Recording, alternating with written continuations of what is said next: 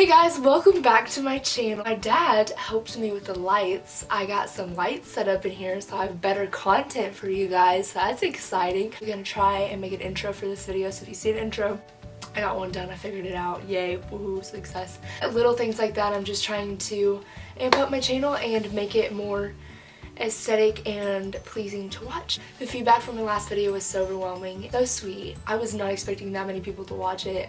Like literally walking through the hallways at school and I have people coming up to me that I literally never talked to telling me they watched my video. Like, oh my goodness. Really thought I was going to be talking to a very small crowd. So thank you guys so much for your love and support on my last video.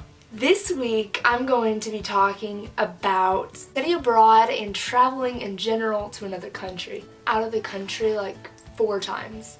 12 on a cruise. I went to Jamaica. The second time, I went to Spain when I was 15 years old with my... Oh, I shouldn't say her name. Anyway, my third time I studied abroad, which was this past summer. And then my 4th time to the Dominican Republic. I just want to let you guys know that before I answer all these questions. My knowledge from some of the questions are from the first time I traveled abroad to Spain. And some of the other ones I'll be answering from my study abroad perspective.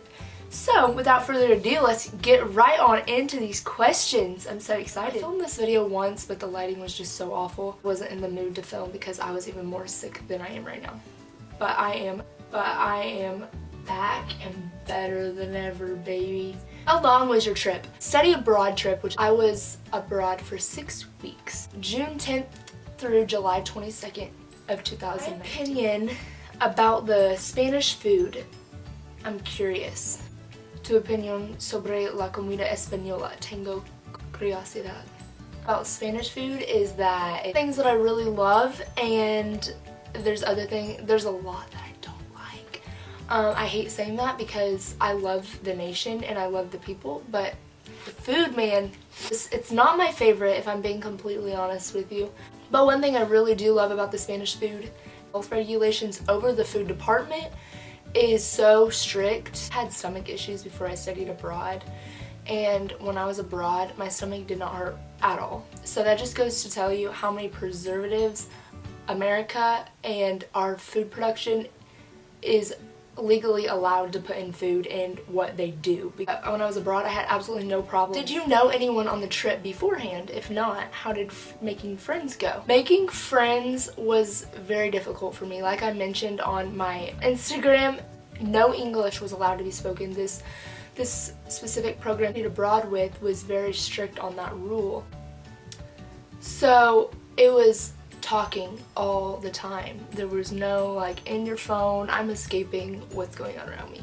It was more like, this is it, I'm here and I am fully immersed. There are no distractions. There's no escape for me. I journaled every single day abroad, and on my 10th day is when I made my friends that I spent the rest of my time abroad with. And we still communicate practically every single day, which is amazing. The friendship that we've all made.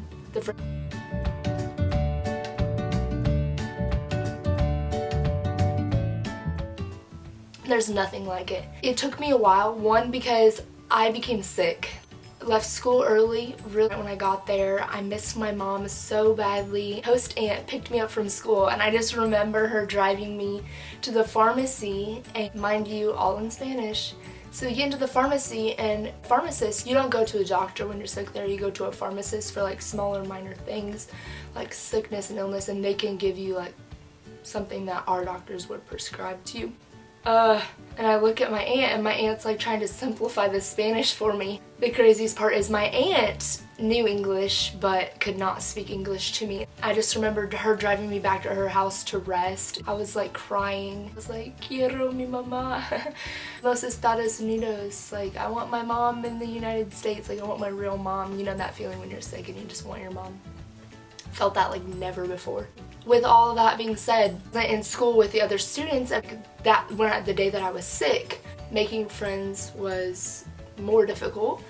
And also, I was so sick I didn't want to talk. I was just like tired. To be honest with you, I struggled emotionally during my time abroad. Here, I have absolutely no problem making friends. Was taking Spanish all throughout high school worth it? Absolutely, yes. It doesn't have to be Spanish, but I think studying a foreign language, like, I genuinely understand on like a very deep level the importance of foreign language. Not only does it equip you with another language, I know that sounds really cliche and like really obvious, but like, duh, Micah. Duh, Micah. You learn geography, you learn other people's culture. Like, I think it just opens your eyes and opens your mind to think in a different way, because I think we live here, we go out throughout our everyday life and we're, oh, everybody lives like this. No, not everybody lives like this. It really opens your eyes, like the simple way of doing things. Yes, it varies from house to house here in the United States, but we have a general culture to our lifestyle, and that just blows me away. Spain, they run their day very differently. From the school schedule to the siesta, like shops in Spain are open early in the morning, 6 a.m. to like 2 p.m. and then they close until like 5 p.m. and then they open back up. And they stay open until midnight or 11. Like, a lot of bars will do that. That middle break in their day, it's the nap. It's this la siesta. Really opens your eyes. There's a whole nother way of doing church to go to when you were studying abroad. No, and I did some research before I left, and I really searched for a church, and there wasn't one. The nearest UPC church I found was in Barcelona, which is in eastern Spain, studying abroad all the way in the northwest part of Spain. It was a trying time, believe me. I think that would have made my trip a lot easier on me, I believe, is if I did have a church to go to. But unfortunately, that wasn't something that I was afforded the opportunity to have. How did you learn new words without using English to ask how to say something in Spanish? That is a very interesting question. I did the same thing. You'd be surprised is to work around a word. For example, to say something's dirty, you don't need to know the word dirty. You can just say it's not clean. So if I didn't know the word sucio, which is dirty in Spanish, I could say no es limpio, clean. I might not know the word sucio, but then the other person that I'm talking to maybe could tell me, oh, es sucio, you know, like, just like that. Oh, or you can be like, ¿Cómo se dice? How do you say? And then describe you're trying to find the word to say. It's easier than you think, but it sounds difficult in your head. I'm traveling for 5 weeks. Tips for going to a Spanish-speaking country by yourself. My first time in Spain, it was just my friend and I keep wanting to say her name. She was 14 and I was 15, so we were really young and we had no parents with us, which is crazy. Friend was from Spain and she studied abroad at our school and we got really close to her, so we went over and visited her in her house in Spain. I recommend, traveler tip, anywhere you go, really. Your purse, ladies. Walking in a really crowded area in Madrid. Keep that purse in front of you. Another thing I definitely recommend while traveling is look into getting a traveler's credit card, especially if you're going by yourself and your parents will be back home. This is something that I did. If you have your money fundraised or you have X amount laid out for your trip and you physically have it, like you're not planning to go in debt in the trip and pay it off later, this might be a good route for you to take. This is my case. I had the physical money ready when I was going abroad, but I didn't want to physically take it with me. Credit card, a traveler's credit card. So when I was abroad, I knew how much money I had to spend. I spent my money with my traveler's credit and I had no interest fee. And my mom off the monthly bill to pay off the credit card. So whatever I spent, she paid it off for me. That way, every time I was swiping my debit, I didn't have that extra fee. How do you sign up to study abroad? Well, my study abroad program was Iuhpfl, which is Indiana University Honors Program in Foreign Language. Several criteria that you have to meet. I applied on the website Iuhpfl. I would just type that into Google. An Indiana student, I would definitely recommend Iuhpfl. You will not find any other study abroad experience like it. Hands down. Like, studying abroad and you're literally thinking to yourself, how did I do this? Like, how did I learn this much in 6 weeks? I literally got in the car and all I said was that my brother's car I called it sister instead of beautiful. Like, I didn't even, like, I knew the word for both. Hermana, hermosa. Okay? But your brain just, like, it goes crazy when you get there. You're, like, on overload. You don't know what to say. I couldn't even piece my sentence together. And then at the end, I didn't even want to speak English. And that to me is mind-boggling. And the amount of vocabulary I learned, the culture exposure I got, it's just absolutely insane.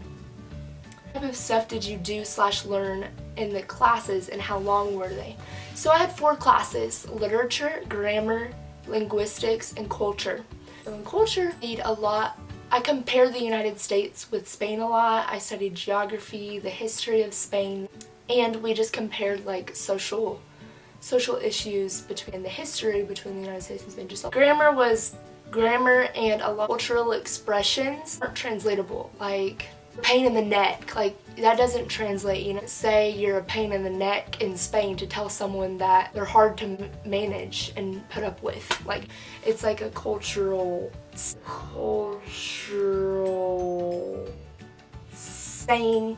We learned a lot of those in grammar class. In linguistics, we learned pragmatics, the way that sounds are formed. We learned syllables, roll your R. Literature, we poems and all of that kind of stuff that my host mom didn't even understand. So that's cool. My book home, and we sat down at night, and I'm like, Mom, can you help me? But like obviously in Spanish, but I'm not gonna talk in Spanish because you guys don't, a lot of you guys probably don't know Spanish. Like my shoes. I mean, my mom worked like a long day. We sit down at the table. My mom's like, oh my gosh, like, can you explain this phrase to me? Phrase by phrase, my poor host mother tried to help me like understand this poem when there's a hidden meaning behind the words that I'm reading, and I'm learning new vocabulary when I'm reading, but it's like Shakespeare. It's like I can't even understand English like that. It's like that level of difficulty to understand, but then it's in Spanish, so I'm learning all of this new vocabulary. On top of the vocabulary, I have to like uncode what all this is saying. Mine just captures that. Crazy stuff, man. A lot of deep thinking abroad. Well, thank you guys all so much for your great questions, and I'm so glad that you tuned in here to my travel / study abroad video. I think I'm gonna do like a random facts about me video. I feel like that might be interesting for you guys that don't know me very well to get to know me a little better. So please like this video and click the subscribe button because you don't want to miss all my videos. And thanks so much for your time, and I'll see you next time.